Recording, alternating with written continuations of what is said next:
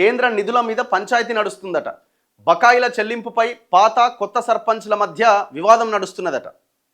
పాత పనుల బిల్లులు ఇచ్చేందుకు కొత్త సర్పంచులు విముఖత.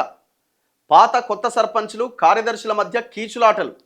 1033 కోట్లు కేంద్ర నిధులొచ్చినా తెగని పంచాయతీ. పంచాయతీల్లో సిబ్బందికి 3 నెలలుగా వేతనాలు పెండింగ్ అట. ఆ బకాయిలు చెల్లించాలన్న తాజా సర్క్యులర్తో మరింత సందిగ్ధం. ఏమో ఇది లొల్లి. గవర్నమెంటు ఏదో కూర్చొని చేసి మొత్తం వ్యవహారం అంతా చక్కదిద్దొచ్చు కదా. ఇప్పుడు పాత సర్పంచులకు ఇంకా బిల్లులు రాలే, వాళ్ళకి చెల్లించాల్సిన బాధ్యత ప్రభుత్వానిదే కదా. ఎంతకాలం ఇంకా వేధిస్తారండి వాళ్ళని? బీఆర్ఎస్ ఇవ్వలేదు, వాళ్ళని ఓడగొట్టిరు కదా జనం. మీరు వచ్చిన తర్వాతనైనా నెమ్మదిగానైనా వాళ్ళకి ఇచ్చే ప్రయత్నం చేయాలి కదా. ఇప్పుడు ఆ పాత సర్పంచుల బిల్లులు అట్లే ఉన్నాయి. ఇప్పుడు వచ్చినే 1000 కోట్లు, 3000 కోట్లు రావాలి. ఇంకా ఆ వచ్చినే 1000 కోట్లు దానికి మీరు రాష్ట్ర ప్రభుత్వం కూడా కొంత యాడ్ చేసి గ్రామాల్లో మౌలిక వసతులు కల్పించే ప్రయత్నం చేయాలి తప్ప ఇప్పుడు ఆ పైసలు వచ్చినట్టేనే మళ్ళీ పంచాయతీనే. నల్గొండ జిల్లా ముప్పారం గ్రామ పంచాయతీకి కేంద్ర 15వ ఆర్థిక సంఘం నిధులు 6 లక్షలు ఇటీవలే ఖాతాలో పడ్డాయట, అకౌంట్లో పడ్డాయి. పాలక వర్గాలు లేని 2 ఏళ్లలో డబ్బులు తెచ్చి అభివృద్ధి పనులు మరమ్మతులు చేయించిన పంచాయతీ కార్యదర్శికి 3,75,000 చెల్లించిరట. ఎందుకంటే ఇప్పుడు సర్పంచ్ల పదవీ కాలం అయిపోయిన తర్వాత ఆ కార్యదర్శుల చేతిలోంచి వ్యవహారం అంతా నడిచింది. వాళ్ళంతా పాపం జేబులోకి వెళ్ళి డబ్బులు ఖర్చు పెట్టి పెట్టిరు. ఇప్పుడు ఆడ మోరి తీయాలి, ఆడెవరు కుక్క చచ్చిపోయింది, ఇంకోటి అయింది, ఇంకోటి. ఆ డబ్బులను ఎవరు ఇవ్వాలా? తీసేయడానికి ఇమీడియట్గా చేయాల్సిన పనులు కదా అవి. గవర్నమెంట్ ఇవ్వలే, వాళ్ళ జేబుల నుంచి ఖర్చు పెట్టారు. అయితే ఆ గ్రామానికి 6 లక్షల డబ్బులు వచ్చినాయట అకౌంట్లో పడితే 3,75,000 కార్యదర్శికే పోయినాయట పాత పైసలు. ఇక మిగిలింది ఎంత? మిగిలిన మొత్తాన్ని ఖాతాలో ఉంచిరట. అయితే గతంలో గ్రామాభివృద్ధికి 6 లక్షల వరకు ఖర్చు పెట్టానని బకాయి మొత్తం చెల్లించాలంటూ పాత సర్పంచ్ డిమాండ్ చేస్తున్నట. అందుకు కొత్త సర్పంచ్ సుముఖంగా లేకపోవడంతో వివాదం కొనసాగుతున్నది. ఇప్పుడు పాత సర్పంచులు డిమాండ్ చేయగలరు తప్ప పాపం వాళ్ళు వెళ్ళి అకౌంట్లో కూడా లాక్కునే పరిస్థితి ఏమి ఉండదు కదా, వీళ్ళ చేతులు ఏముండదు. కానీ అన్యాయం కదా పాపం వాళ్ళకి.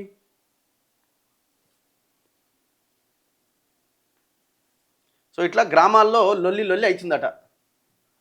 ప్రభుత్వం చేయాలా, పంచాయతీరాజ్ డిపార్ట్మెంటు ఆ శాఖ ఏం చేస్తున్నారు?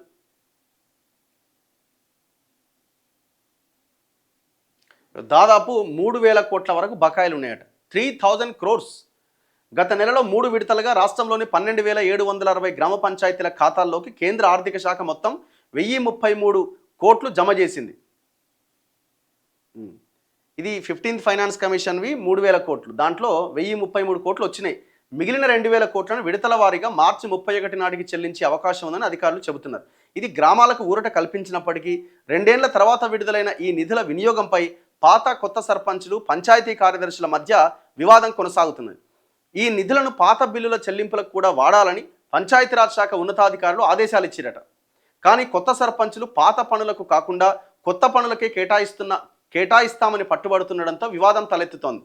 పాత సర్పంచులకు బకాయిలు చెల్లించేందుకు చాలా చోట్ల కొత్త సర్పంచులు సుముఖత వ్యక్తం చేయకపోవడంతో వివాదం ముదురుతోంది.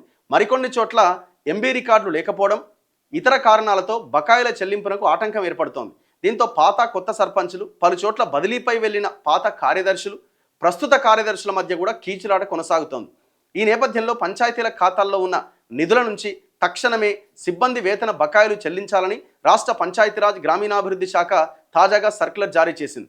రాష్ట్ర ఆర్థిక సంఘం నిధులు విడుదల కాకపోవడం, దీనికి తోడు తగిన ఆదాయ వనరులు లేని పంచాయతీలు ఇప్పుడు 15వ ఆర్థిక సంఘం నిధుల నుంచే వారికి వేతనాలు చెల్లించాల్సి ఉంటుంది. కేంద్రం నిధులు విడుదలైన వేళ కొత్త సర్పంచులు, పంచాయతీ కార్యదర్శులు వాటిని వేతనాలకే వినియోగించాలని భావిస్తున్నట్టుగా తెలుస్తోంది. ఇట్లా రకరకాలుగా ఉందనుకో ఎగ్జాంపుల్స్ రాశారు. నల్గొండ జిల్లా షాకాపూర్ గ్రామ పంచాయతీకి 4,50,000 వరకు కేంద్ర నిధులు వచ్చినాయట. పాలక వర్గాలు లేని 2 సంవత్సరాల్లో సొంత డబ్బులు తెచ్చి అభివృద్ధి పనులు మరమ్మతులు చేయించిన ఆ పంచాయత్ సెక్రటరీకి 1,10,000 చెల్లించిరట. మిగిలిన మొత్తాన్ని ఖాతాలో పెట్టిరట. 3 నెలలుగా పంచాయతీ సిబ్బందికి వేతనాలు ఇవ్వలేదట. 50,000కు పైగా తనకు బకాయి ఉందని చెల్లించాలంటూ పాత సర్పంచ్ డిమాండ్ చేస్తున్నట. దీంతో మిగిలిన నిధులను ఎటువైపు మళ్లించాలో అర్థం కాక కొత్త సర్పంచ్, కార్యదర్శి అయోమయంలో పడ్డారట. సంగారెడ్డి జిల్లా మల్లాపూర్ గ్రామ పంచాయతీకి 6,58,000 నిధులు వచ్చినాయట. గతంలో వివిధ పనులు చేపట్టి బిల్లుల కోసం ఎదురు చూస్తున్న పాత సర్పంచ్కు 1,00,000, పాత కార్యదర్శికి 57,500 చెల్లించారు. ఇవి కాకుండా పాత బకాయిలు 6 లక్షలు ఉన్నాయట.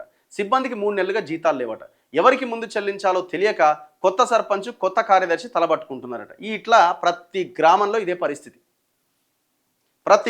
ఇదే పరిస్థితి. ఏంది నది ఆర్థిక స్థితిపై శ్వేతపత్రం పెట్టండి. ఏం చేస్తావు పెడితే? ఏం చేస్తారు? కిషన్ రెడ్డి గారు పెడితే భీకరమైన యుద్ధం రేవంత్ రెడ్డి మీద చేస్తారా?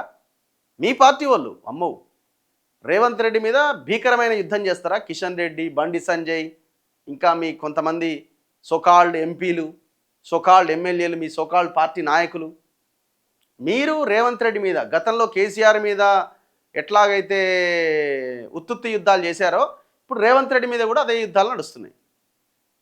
కనబడుతున్నది కదా రాష్ట్రంలో ఏం జరుగుతున్నదో.